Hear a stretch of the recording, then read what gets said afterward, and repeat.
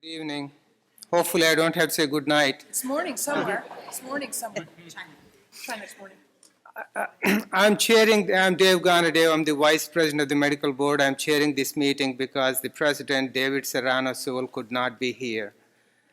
I want to ask all of us to please turn our cell phones to silent and make sure they are off the table so we can avoid the feedback noise.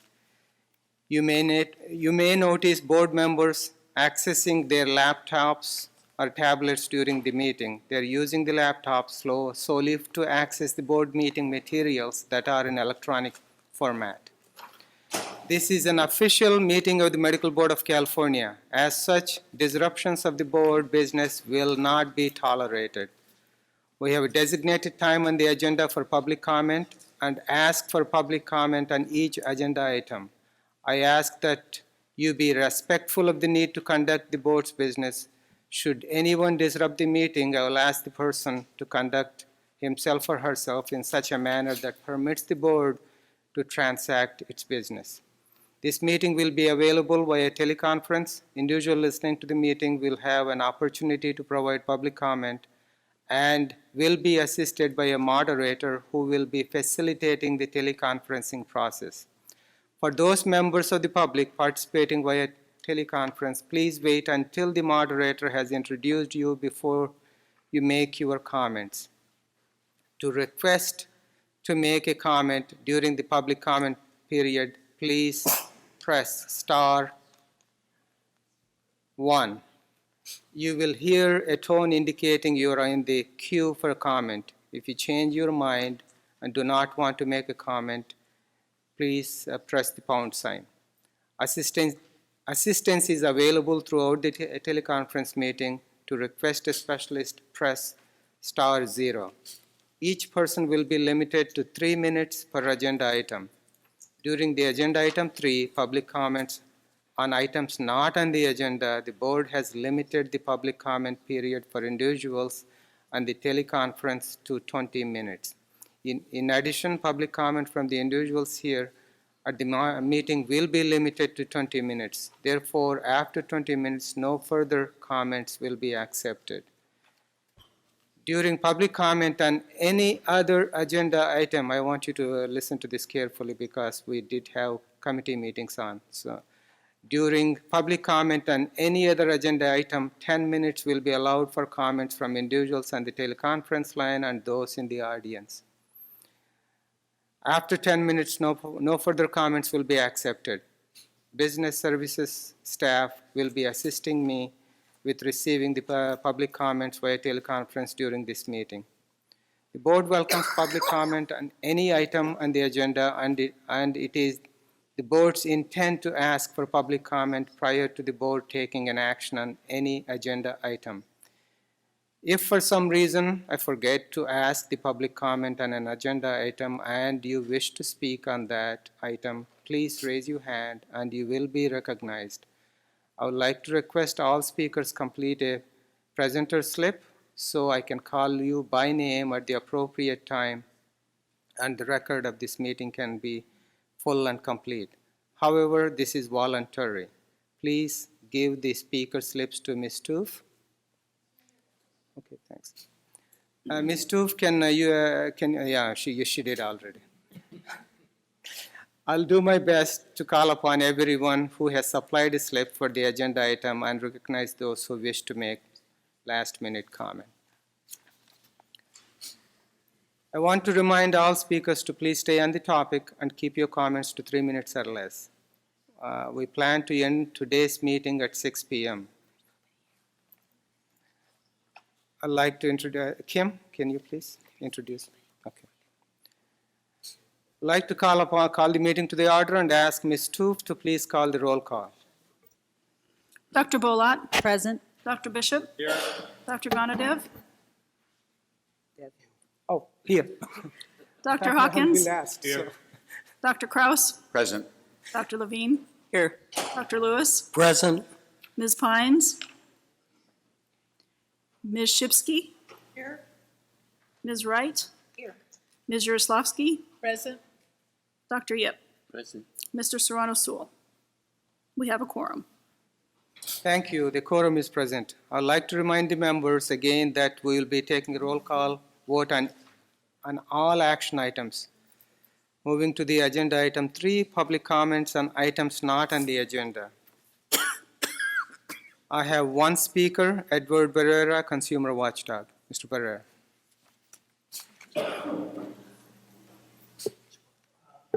My name is Edward Barrera, Consumer Watchdog. Forgive me for my indulgence because I will not be available tomorrow. I just wanted for Consumer Watchdog strongly supports the idea for doctors who are on probation to notify their patients.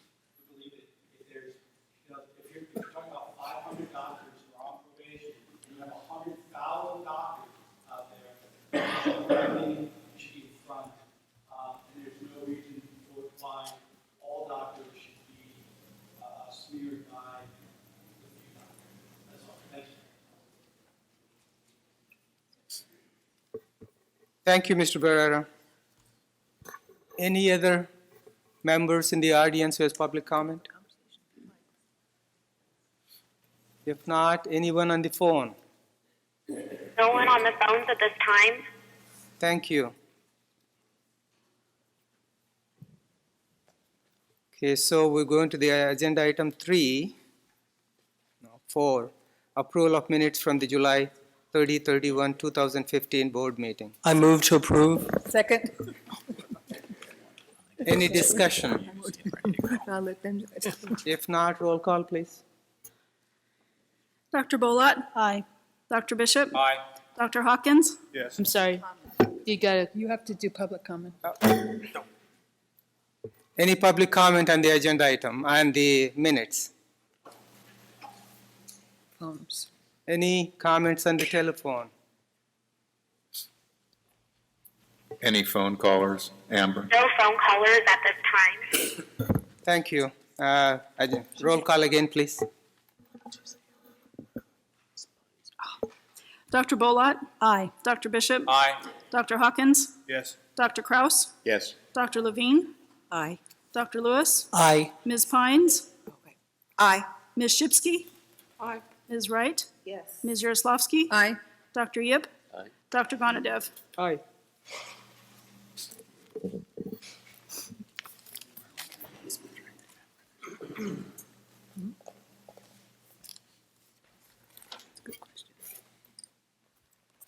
Thank you, Ms. Stoof. The minutes are now approved.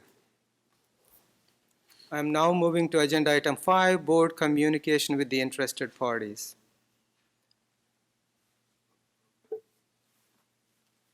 Dr. Levine. Yes, I had approximately an hour conversation with representatives from Consumers Union about the administrative petition we'll be hearing about tomorrow. Thank you. Ms. Yaslowski. same as me. Dr. Hawkins. Dr. Kraus. I had email correspondence with Consumers Union. Ms. Shipsky. I had verbal conversation with them. Thank you.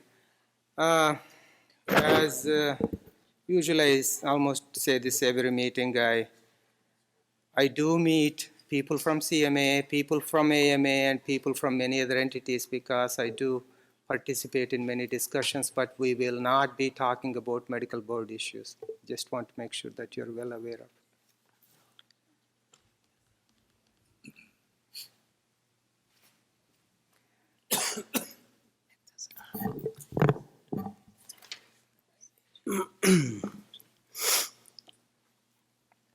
Is there any public comment from the audience?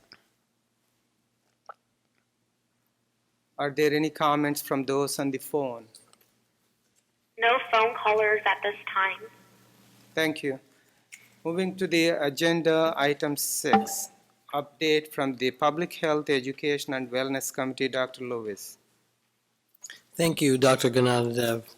The Public Outreach, Education, and Wellness Committee met earlier this afternoon, and this was my first time chairing this committee, and I'm pleased to be taking on this new role. The committee's name has also changed, and its mission will now include overseeing the board's public outreach in addition to physician education and wellness.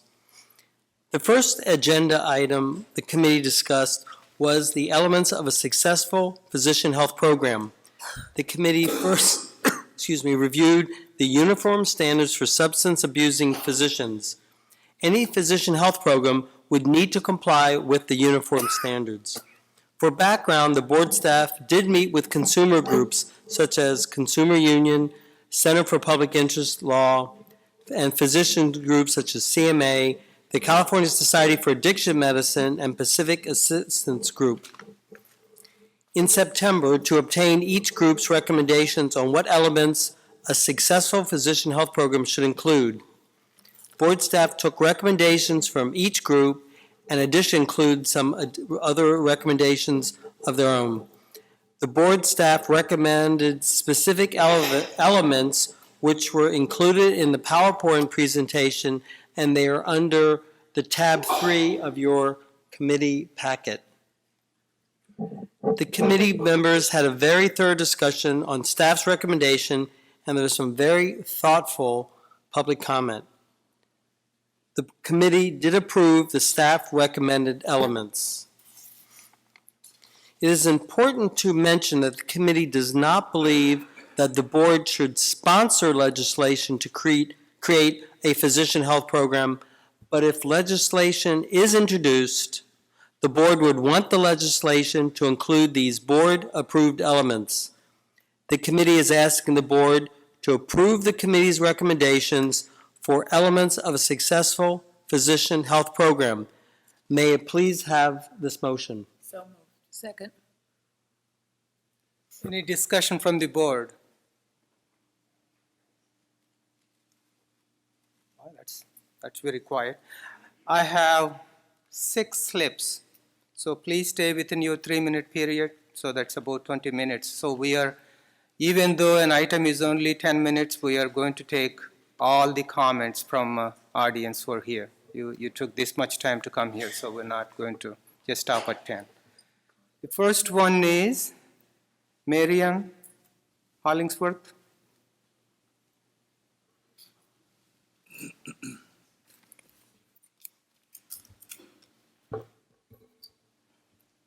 Hello, my name is Marian Hollingsworth. I'm an advocate with the Consumers Union Safe Patient Project. I did give this testimony to the committee, and I'll give a part of it to the full board as well. While I applaud the board's efforts to educate the public in how to look up a doctor, there are a number of problems with many areas in the whole process, particularly in the call-in numbers, for those who do not have access to computers or know how to use them. And I'm here to tell you that the system is really unreliable. The first time I called in, the employee hung up on me when she couldn't find the name I gave her. The second time, the employee could not find the doctor and put me on hold for at least 10 minutes. Then a recording came on asking for the doctor's medical license number, which I didn't have, because if you can't find the name, you can't find the license number. I did leave a callback number, but was never called back. Now, I admit I did test these people. This doctor uses a different name in his practice and with his patients than he does with the medical board license.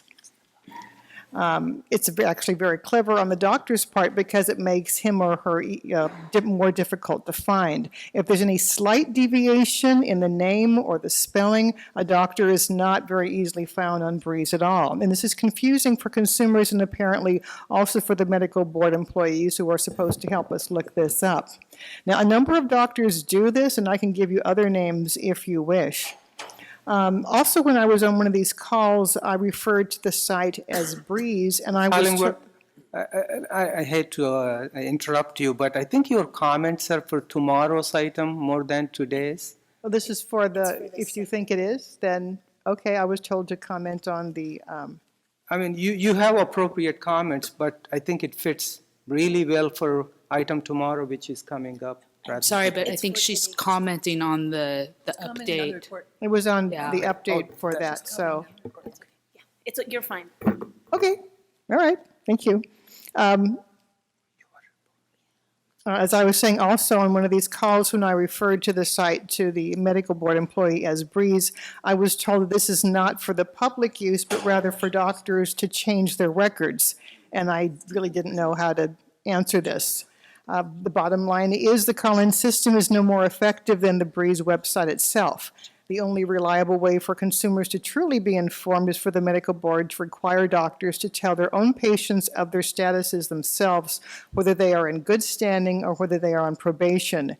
It's much cheaper and much more effective. Thank you. Thank you. I just want to remind everyone that this motion is only on the physician health program. The rest of the report will have a motion afterwards. So please try to limit your comment to the physician health program. That's what I was trying to say. Next one is Julie D'Angelo Felmuth. Julie? Good afternoon, Dr. Gunadev. Julie D'Angelo Felmuth from the Center for Public Interest Law. So it's my understanding that the committee is recommending to you a set of parameters or elements of a physician health program if some other outside group sponsors legislation to create such a program. And those elements are contained on these 2 pages, which are entitled Board Staff Recommendations. And I take it that the board will oppose a bill that does not contain all these elements. You don't have to respond to that. I submit to you that several critical elements are missing or not addressed or are inconsistent with the uniform standard, so I would like you to consider a few changes to these. First, other pages of your staff's PowerPoint presentation clarify that any new program will have to comply with the uniform standards. But that requirement is not on these 2 pages, and I would ask you to add it to those 2 pages. Secondly, on page 4-16, the second bullet says the program should be run by a private contracted nonprofit entity. I respectfully suggest 2 additions. First of all, this board should require that that entity be contracted through a competitive bidding process. Secondly, no organization or individual who was connected to the prior diversion program should be allowed to bid on this contract. I've told you before that the California Medical Association has created a nonprofit that is directed largely by individuals who were on the liaison committee that oversaw the board's prior diversion program for 24 of its 27 years.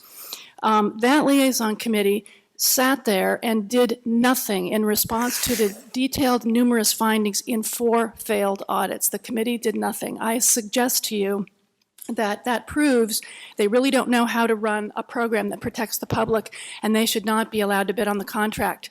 During one of CMA's prior attempts to recreate a diversion program, it was the Steinberg bill in approximately 2012, this board took the position that no one connected with the prior program should be able to direct or be in control of any new program, and I would ask that you follow that same lead of your predecessors. Bullet 6 on page 4-16 says, report to the board any physician who is terminated from the program for any reason. That is actually inconsistent with the uniform standards. Uniform standard number 16 says a vendor must report to the board any major violation as defined in uniform standard 10 within 1 business day. A vendor must report to the board any minor violation as defined in uniform standard 10 within 5 business days. So it's not just terminations from the program that need to be reported to the board, but violations, non-compliance with the contract. Regarding bullet 4 on page 17, sufficient resources to perform clinical roles, blah, blah, blah. I told you earlier that at no time has there ever been a detailed financial analysis of either your prior program or of any of the other programs proposed in any bill after 2007. That must be done. It has never been done. As Dr. Gunderson told you from Colorado at your July meeting, Please conclude. Thank you. Don't do a PHP if you can't fund it. Underfunding a PHP is very dangerous. I have 2 other additions that I would ask that you look at, but bottom line, these 2 pages do not address the issue of confidential participation, which is a very legitimate issue. Many consumers have been injured by physicians who are confidentially participating in the diversion program. They testified to this board in 2007, and in my view, this proposal is not cooked until you deal with that issue. Thank you very much. Thank you, Julie. Next one is Edward Barrera.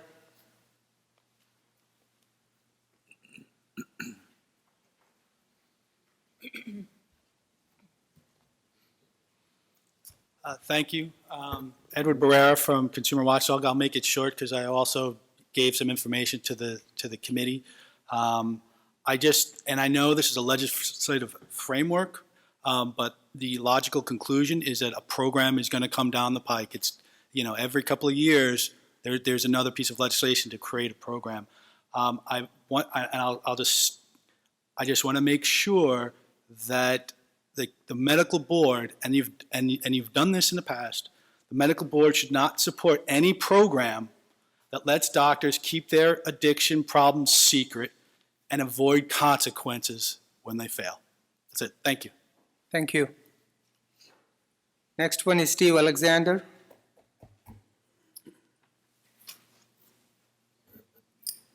He needs a preface to sitting down here, I think, for everyone that's sitting around this table. In all due fairness, he's blushing now, but Steve Alexander is a former president and chair of this board, the Medical Board of California. For many years served under his leadership, and I have no idea what he's going to talk about, but it's good to see you again. Well, the first thing I'm going to talk about is say hello to you. Thank you, Barbara. I'm the only one that will remember you, I'm sure. Appreciate that. Number one, I don't believe that former medical board members or any board members on any board should appear before a successor board. I believe it creates an awkwardness and a discomfort. So it's taken a lot for me to be here today. And though I'm uncomfortable doing it, and some of you may be uncomfortable doing it, I'm driven by a passion for good public policy. I'm a psychotherapist by training and have actual training in alcohol and drug addiction related issues. I also include amongst my clients organizations like Kaiser Hospital, UC San Diego Medical Center, Scripps, Grady Children's Hospital, Barnes Jewish Hospital, BJC Healthcare, St. Louis Children's Hospital, the Goldfarb School of Nursing, and the Salk Institute. And I've trained hundreds of physicians and surgeons on how to speak publicly, work with boards, and develop good public policy. I was, as Barbara said, an 8-year member under 2 governors, and I also served as the chairman of the Behavioral Sciences Board, along with, don't ask me how or why, the California State Athletic Commission.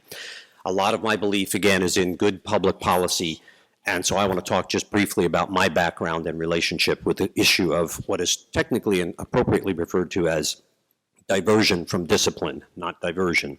I sat on and sat in a diversion group here in San Diego, ironically in my old private practice, and I have a great deal of affinity and support for people who do seek help for mental health and mental health related issues, drug addiction, and whatever it may be. But what started my concern for this issue is when we, as a board, saw a presentation by a fellow from Florida that showed a physician who was in their secret diversion from discipline program who managed to break into the locked cabinet with the controlled substances. The last slide of which, Barbara, you might even remember, was the shot of that physician with a needle stuck in his groin, dead on the floor. Those are the kinds of things that sort of inspired us as board members to take action on what we learned from several audits that Julie D'Angelo Felmuth just pointed out to us that we were incapable of monitoring our own program and were doing damage to not only the public but to the physicians in the program who were able to scam the program by falsifying, for example, urine tests and things of that nature. So I'm here today to tell you I would strongly urge you to consider the action of that prior board, which was a unanimous decision by all, I think at the time we had 21 board members, to defund that program and end the secrecy that had transpired prior to that. And the compelling issue for me was simply that any one of you could have a daughter, a sister, a mother, a brother, a cousin, who you would have loss of life as a result of a physician intervention while under the influence. And you would have to explain to those relatives why that person died and why you as a medical board never knew, because you as board members do not know that that person was operating under the influence and within the secret program that the board sanctioned and funded at the time. So again, from my perspective, having served in your position, and believe me, it's much easier to be out here than it is to sit up there where you are, from my perspective. Everything in my career as a psychotherapist and as a conscious human being says, this is not the place for those programs. This is awkward, but please conclude. Thank you. I knew you were coming. I could see the watch. Our business is consumer protection. If you look at the mission that we wrote when we were doing the strategic planning process, it was crystal clear. And it's those loved ones that I talk about, that I hear about and see about and learn about, that drove us to make the decision that we did. We are an enforcement body. We were an enforcement body. You are an enforcement body, and should not be in the business of sanctioning a program that's secret or which you fund. The people who need help will get help. And you often hear the rumor about it's going to drive people underground. Well, I think it was about 7 years ago that we did this, and I don't see any statistics to that effect. So again, I apologize for appearing here. It's not by my desire. It's just by my compassion for what I believe in is good public policy. And if I could end with a quote from Michelangelo, who said, "The problem isn't that people aim too high and miss. It's that they aim too low and achieve." So on behalf of the consumers of the state of California, I hope you aim very high today. Thank you for the privilege. Next one is Beverly Edwards. Miss Edwards, you say you have it as item 7. I gather you want to talk on item 6. Can you? This is the item. If it is, please come on up. Okay, thank you. Marshall Montserrat Ramos.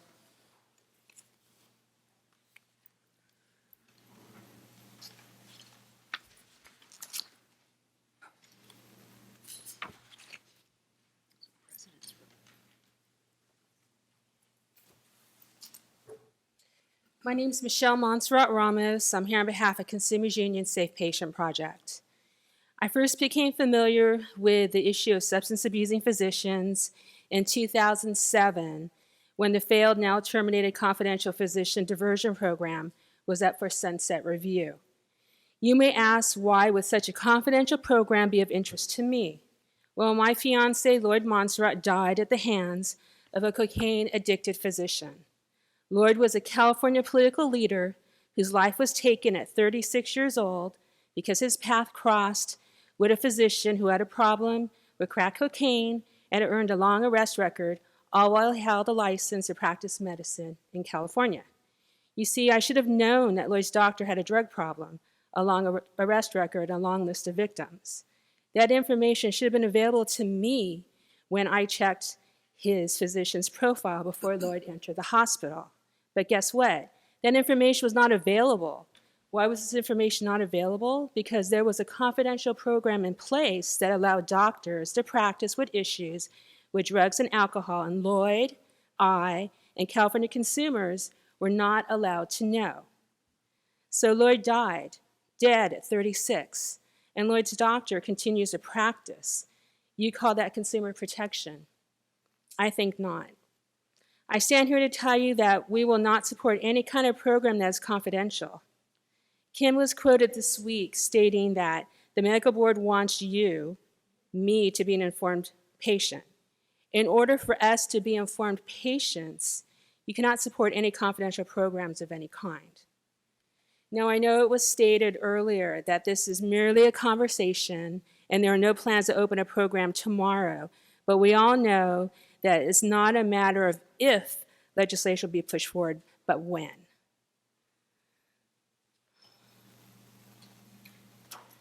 Your predecessors terminated a confidential program stating to hide something from consumers, something so blatant, it's unconscionable today.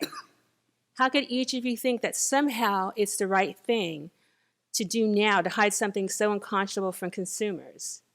The uniform standards have only been fully adopted and placed into regulations for 3 months, since July 2015. It took fighting you for years to get you to follow the law and place those standards into regulations. In dealing with substance abusing physicians, you must give the uniform standards time to work before putting in place any new system that might interfere with them. There is nothing now preventing doctors from seeking such treatment with complete confidentiality. There is no need to create a special program that may interfere with the oversight responsibilities of the board. As your physician predecessor stated, the public now demands transparency. Why should doctors be protected in secrecy when consumer safety hangs in the balance? Again, it is time to now protect consumers. Thank you. Thank you. Next one is Karen Miyato.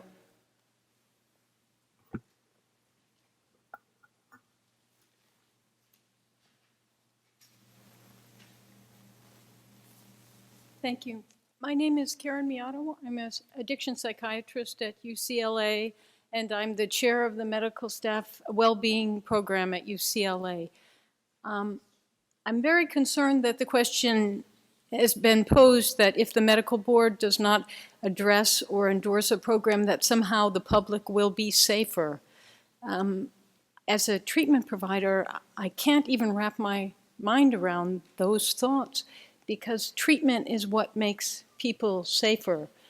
Physicians need treatment, and we need to know that that treatment is being monitored and overseen, and it's quality treatment. So I appreciate your efforts to look into this such important issue. Thank you. Thank you. Any other public comment from the audience? If not, comments on the phone? No callers in the queue at this time. Thank you. I'd like to have Ms. Kirschmeyer to comment on a few things brought up. I just did want to ask Dr. Gonadev if I could just take a moment to make sure that everybody knew it was the 2 pages of the board staff recommendation, but it also is the uniform standards that was part of that discussion, and those would also have to be included in any program. And just in regards to Ms. Felma's comment about the contradiction, there are 2 different items, and the one is the item that's in the uniform standards. They would have to report any violation to the board. That's part of the uniform standards already. But what we also wanted to put forward was that if they're terminated for any reason, they would have to be reported to the board too. So it's not in contradiction, it's actually on top of each other. Both would have to be done. So I just want to make that clear that everybody knows that. Thank you, Ms. Kirschmeyer. Any comments from the board? Ms. Toof, roll call, please. Dr. Bolot? Aye. Dr. Bishop? Aye. Dr. Hawkins? Yes. Dr. Kraus? Aye. Dr. Levine? Aye. Dr. Lewis? Aye. Ms. Pines? Aye. Ms. Shipsky? Aye. Ms. Wright? Yes. Ms. Yaroslavsky? Aye. Dr. Yip? Dr. Gonadev? Aye. Thank you. Dr. Lewis, can you finish the rest of your report, please? Yes, I will. The committee also heard a presentation from the board staff on the board's Verify a License campaign and the board's outreach plan. Copies of this plan have been given to board members and are also on the back table near the door. The board staff presented a list of proposed outreach programs, including mall outreach that has already begun, public service announcements, including TV airtime, radio interviews, ads on billboards, mass transit, and working with various organizations to get the board's website information printed on things such as receipts, bills, paychecks, and the board staff has also proposed that the campaign be focused on March and that the board work to get March declared as a Verify a Physician's License Month. That way, the board can concentrate its outreach efforts on the month of March and hold the board's legislative day to get legislators involved. The plan also includes a timeline with activities to implement starting in this October, focusing many of the outreach efforts in March, but also includes ongoing outreach throughout the coming years. Committee members had a good discussion on the outreach plan and the timeline, and members here suggested that staff work on a process to prioritize outreach items and deliverables, and that the plan include this information in the future, and that staff develop a web page to explain the various license statuses and what information is available on the physician's profile and what information is not available, and that the staff consider revisions to Verify a License brochure, including making the board's website more prominent. And this concludes my committee update on the 2 agenda items. Thank you.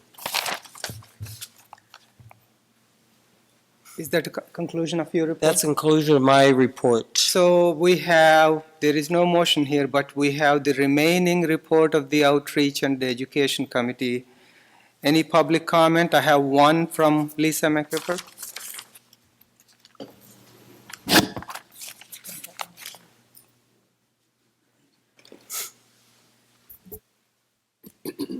Lisa McGiffert, Consumers Union Safe Patient Project.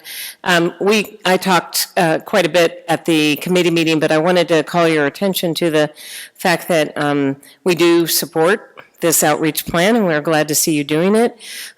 We want to see it incorporated in the daily activities of the staff and not just a one-time campaign. Should be an ongoing responsibility, and that much of the work, and we'll continue to work with the staff and help in any way we can, but much of the work will be lost if you don't do it in plain language where consumers can understand. A very prominent example is verify a license. Consumers don't know what that means. Make it more simple, look up your doctor, check out your doctor's background, whatever that, the average person would understand. And I think that will be very helpful. Also, you need to do outreach about your disciplinary orders better. People need to know how this relates to me. Why should I care about the doctor? Is there some issue that I should be concerned about? And you should communicate that in your in your outreach work. We look forward to working with you on this. Thank you. We appreciate your comments, and staff already took the notes on your comments at the outreach committee, so we'll look into that. Item number 7, President's report. On behalf of telephone comments on this item? Amber, is there anyone in the queue? There's no one in the queue at this time. Okay, thank you. Thank you. President's report on behalf of Mr. Serrano Civil. I will read what he wrote. I want to thank the board and the committee for the work on the outreach program. We have seen a lot of positive and educational press over the last 2 weeks on how a patient can look up their physician. I believe this campaign is really going to make an impact on the patients in California. It reaches to the heart of the board mission of public protection. I hope all the members really make education of the board on their top priorities when they're talking to their friends, co-workers, and associates. I'm excited that this campaign will again take us to the Capitol for another legislative day. We have a lot of work to do over the next few months, and I look forward to working with staff and members on this outreach. Under tab 7 is the updated committee roster. I think board members have seen. I want to take a moment to thank Barbara. Me too, not just Dr. Serrano Sewell, for her service on the Education and Wellness Committee. She served as the chair of the committee for several years. She has led the board in numerous activities via the committee, and her dedication to be commended. Am I being retired? No, you are not the chair anymore. That's so. That's what Dr. Serrano, Mr. Serrano Sewell meant. I don't want to give him a doctorate degree yet. Maybe somebody would know. Me too. As you will notice, we have made some changes to the committee's memberships, as well as renamed the Education and Wellness Committee to the Public Outreach, Education and Wellness Committee. If any member would like to change their committee assignment, please feel free to contact Mr. Serrano Sewell or Ms. Kirschmeyer. Are there any questions from the members? Dr. Hawkins. Do we have any numbers about consumers going to the website and inquiring about physicians that verify consumers? Are we keeping those numbers? We can get those numbers to you. I believe they're in Ms. Hawkinson's report. We usually put how many have hit the web link, but we'll make sure that we get it over the last year.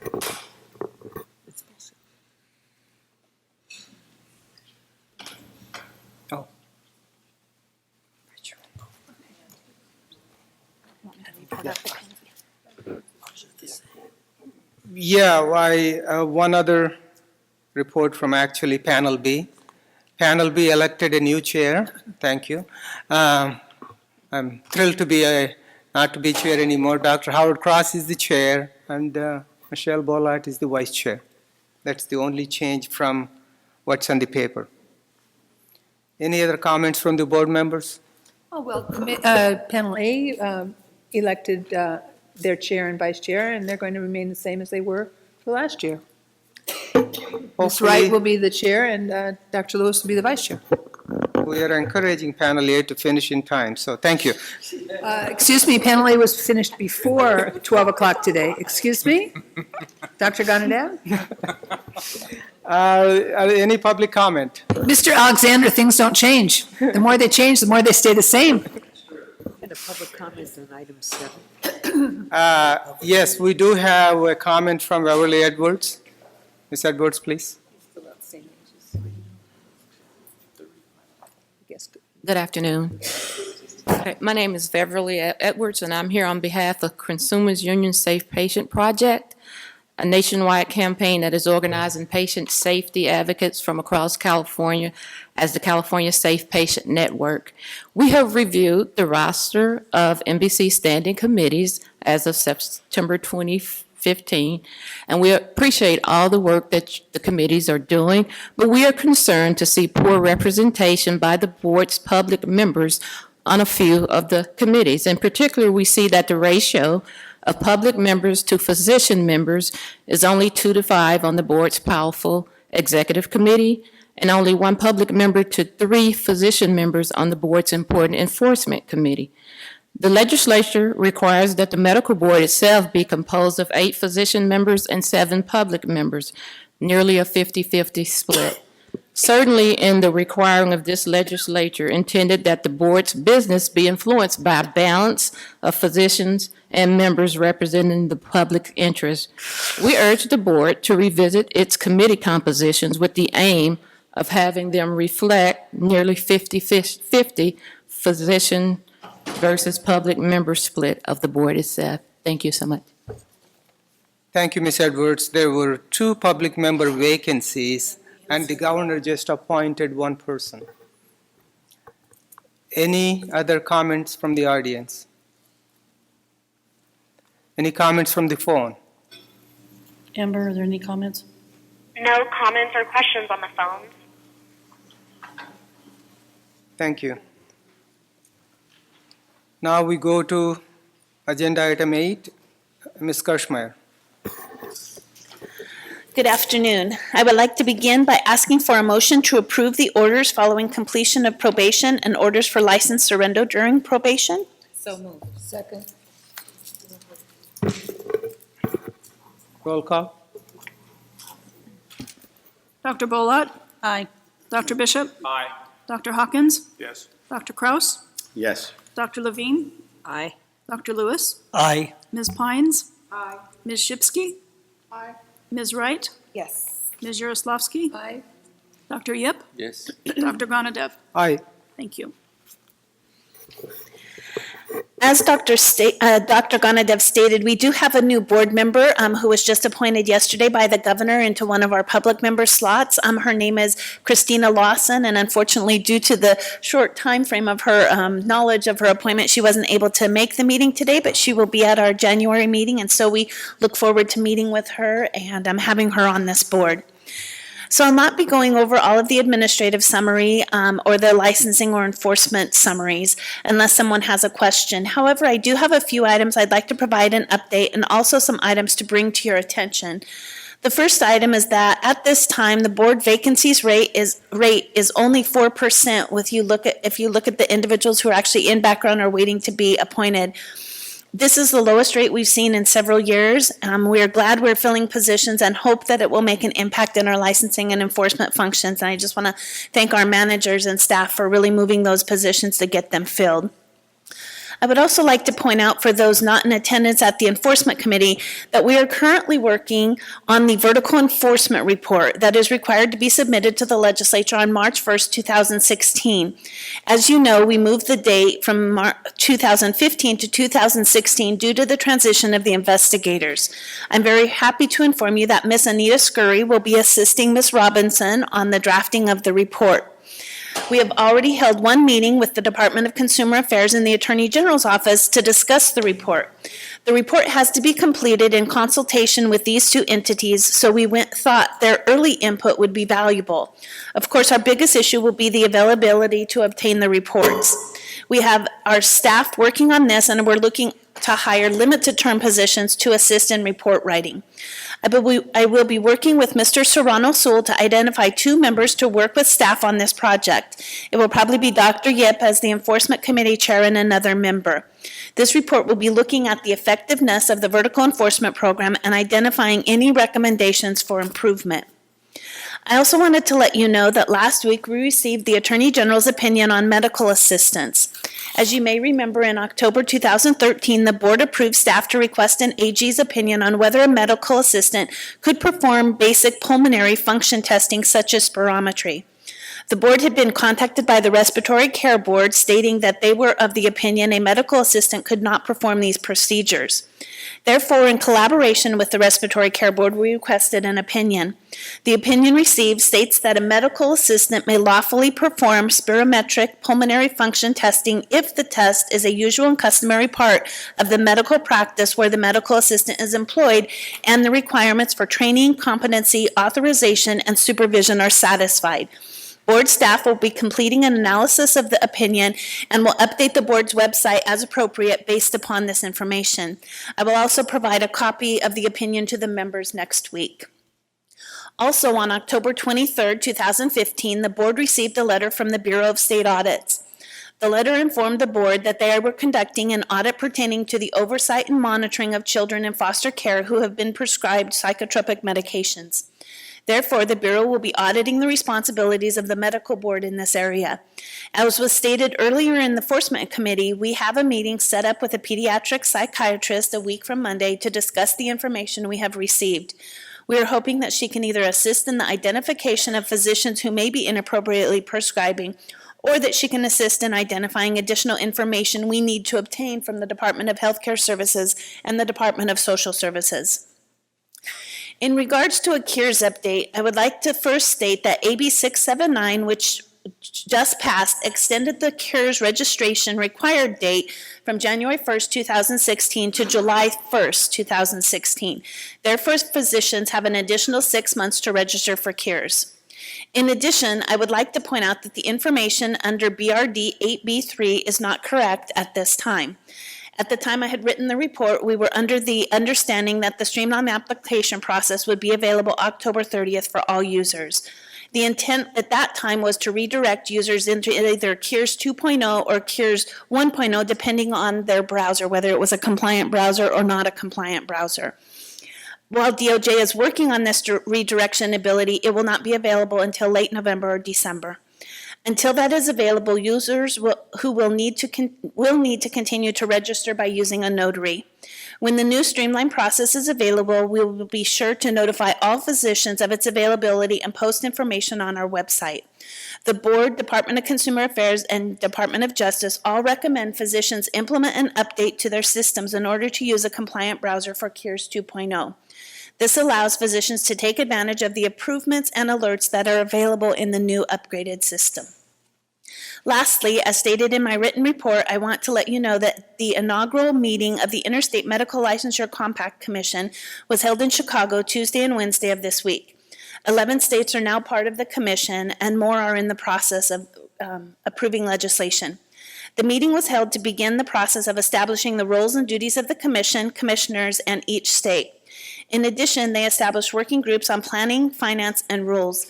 At this time, the board has not been approached by any legislative offices inquiring about legislation on this compact. The Federation has also sent a notice that the Federation of State Medical Boards, also sent a notice that they are seeking resolutions by February 26, 2016 for their annual meeting.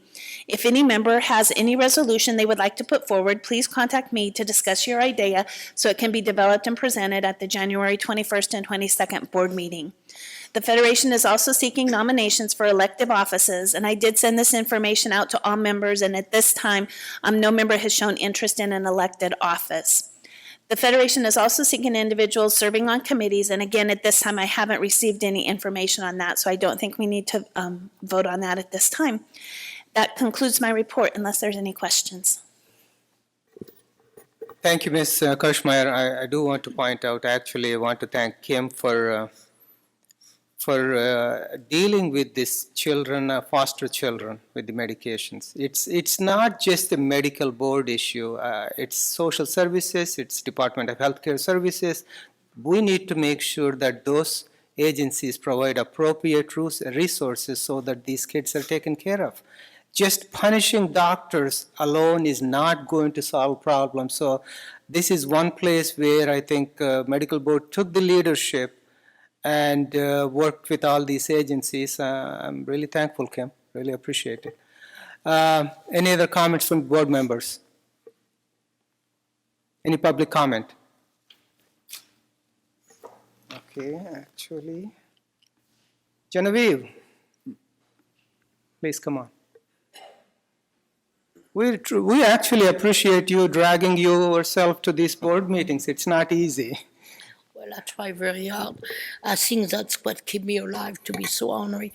On the cure system, you know, I have been opposed to that system from day one. And I am very concerned because it's still not up to date. I went to a session given by the Board of Pharmacy of California 2 weeks ago. And I was amazed of the wrong information given by the DEA and so on. And that's of great concern. I mean, cure have not been an appropriate system. It's lousy software. And it still does not communicate with 33 states. So, I mean, you know, to see all that money invested and, like I said, many times even given the wrong information, and all the inappropriate journalism having to do with opiate overuse and so on is of great concern. Specifically that the CDC 2 weeks ago came out showing that the state of California in particular has the least buying or prescription of the opiate of any state in the United States. So I'm getting very tired to often get the wrong information, because now you have a lot of physicians, including pain specialists, who are scared to prescribe the appropriate medication to their patient. So I think before you regurgitate newspaper article with the wrong information, you do your homework, not you in particular, but the homework is done and shows the actual situation. I'm glad to see that Governor Brown postponed the activation, full activation of cure to June 1st of next year. But I think it's still a long way to be ready to be used. Most pharmacies do not like it. If you are too slow to enter a patient name, it kicks you out. Something needs to be done. That's a waste of time for everybody concerned. Thank you. We appreciate your comments. We understand what kind of comments Cures 2.0 generates. In the end, it's a good intent, and one day we'll get there. Hopefully sooner than later. It's both for people who are suffering with pain and people who have addiction problems who need help. So that's all we're trying to do. Any other comments from the board? Not any comments on the telephone? Any callers on the phone, Amber? No callers on the phone at this time. So, although Cures 1.0 is not perfect, as a practicing physician, I found it to be valuable. Thank you. That's the shortest comment we heard today. Dr. Hawkins. I thought you wanted to go. Oh, they hear. Okay. I thought it was coming on the telephone. I said, gee, that was a very short comment. Thank you. Really appreciate your comment too. Next time I'm looking there, and there, everywhere. So, next item. Item number 9, update on the Physician Assistant Board, Dr. Bishop. That's quite all right. Okay, the 2015-2016 Sunset Oversight Review by the Legislature. The board staff was informed that the Senate Committee on Business, Professions, and Economic Development and Assembly Committee on Business and Professions will begin their sunset oversight review in the fall of 2015. The Physician Assistant Board is scheduled to be reviewed. The board last was reviewed in 2012. The staff has begun preparation of the report, which is due to the legislature December 1st, 2015. The governor signed SB 800, the Department of Consumer Affairs Omnibus Bill. This bill made non-controversial or technical changes to various provisions pertaining to the healing licensing programs of the department. Among other things, the bill deleted the terms board chair and vice chair, replaced with president and vice president. The governor also signed SB 337 Pavley. This bill requires medical schools to reflect the supervising physician for each episode of care, requires a physician assistant who transmits an oral order to identify the supervising physician, recast medical record review provisions to require the supervising physician to utilize one or more mechanisms, and recast prescribing provisions to allow physician assistant to prescribe Schedule II controlled substances. The revised physician assistant application for licensure has been placed on the board's website. The application recently was updated to reflect recent changes in law and reporting requirements. Additionally, the new application is much more professional in appearance. On September 21st, 2015, board member Jed Grant and the board's executive officer attended a training session sponsored by the Department of Consumer Affairs regarding the North Carolina Dental Examiners v. Federal Trade Commission case. This case could have potential impact on the Department of Consumer Affairs, including the board. The case established a new standard for determining whether a state licensing board is entitled to immunity from antitrust actions. The board will discuss this case and potential impact to the board at our November meeting, which is this coming Monday. Word of thanks. I would like to thank the medical board, your executive officer, and staff for your continued support.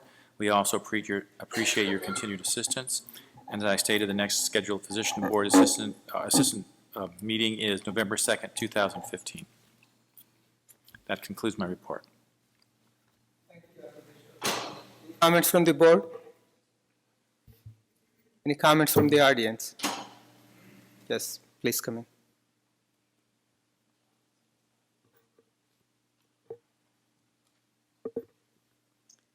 Hello, Teresa Anderson, Public Policy Director for California Academy of PAs. I will fill out a slip, I apologize.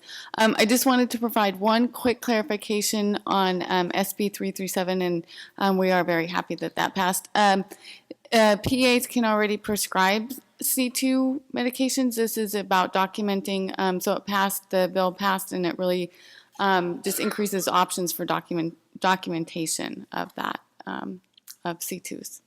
Thank you. Thank you. Any other public comment from the audience? Comments on the telephone? No comments on the phone. Thank you. Moving to the item 10, update on health professions, education and foundation, Ms. Jarzowski and Dr. Yip. Very briefly, they did a very good job in outreach, and they opened 6 cycles of loan repayment program, and so far 5,000 applications. So they've done a really tremendous job in outreaching. So Barbara and I helping. So thank you. Barbara? Thank you. Any comments from the board? Any comments from the audience? It looks like everybody is hungry. Any comments on the telephone? No comments from the phone. Thank you. That's it. Meeting is adjourned till tomorrow.